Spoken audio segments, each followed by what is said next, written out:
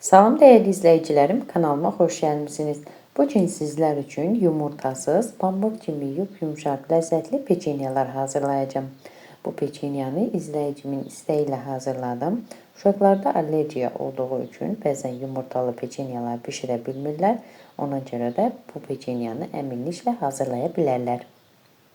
Əvvəlcə qabın içərisinə 1 stəkan şəkər tozu, yarım stəkan duru yağ, 1 ədəd vanilin, 1 cimdik duz,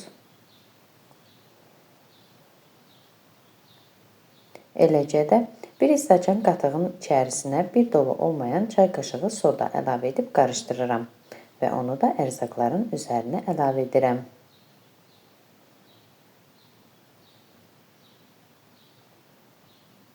Ərzaqları çırpıcı ilə qarışdırıram.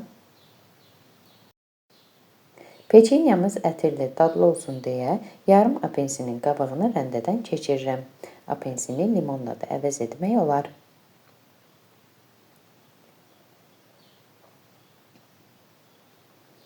Yenə də qarışdırıram. Sonda isə unu tökürəm.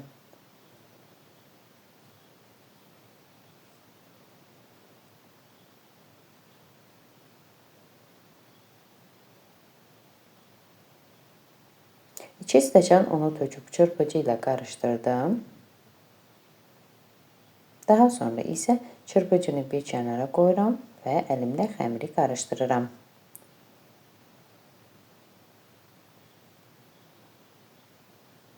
Bu xəmir üçün 200 ml stəkanla 4 stəkan undan istifadə etdim.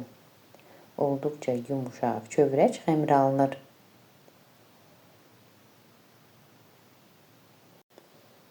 Belə bir əli yapışan xəmir alınır. Xəmiri kənarda yarım saat gözlədirəm. Gözlətdikcə xəmir biraz bərkiyir.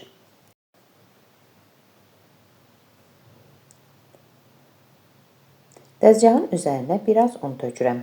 Xəmirin bir hissəsini unun üzərinə əlavə edib kündələyirəm.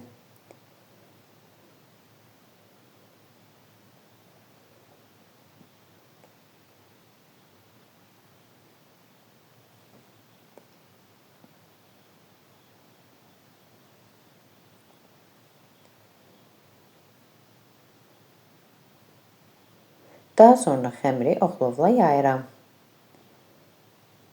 Çox yaymıram.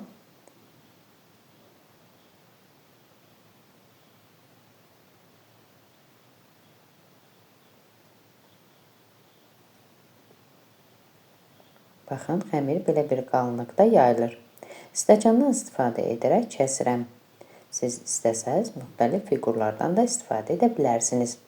Kəsdiyim xəmiri şəkər tozunun üzərinə qoyuram. Daha sonra isə soba listinə yerləşdirirəm.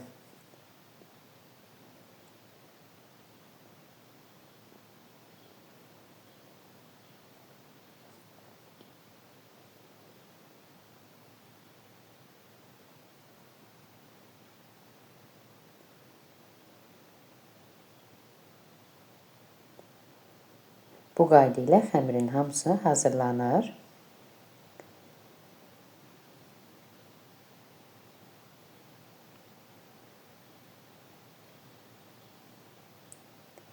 Gördüyünüz kimi 2 soba listi peçenya alınır.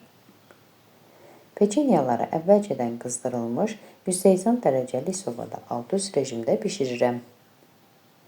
Artıq mənim pambıq kimi yumuşaq, olduqca ləzzətli peçenyalarım hazırdır. Əziz xanımlar, əgər siz də mənim reseptimi, kanalımı bəyəndinizsə, mənə abunə olub dəstək olmağı unutmayın. Arzu və istəklərinizi videonun alt bölümündə yaza bilərsiniz. Sağ olun, görüşərik.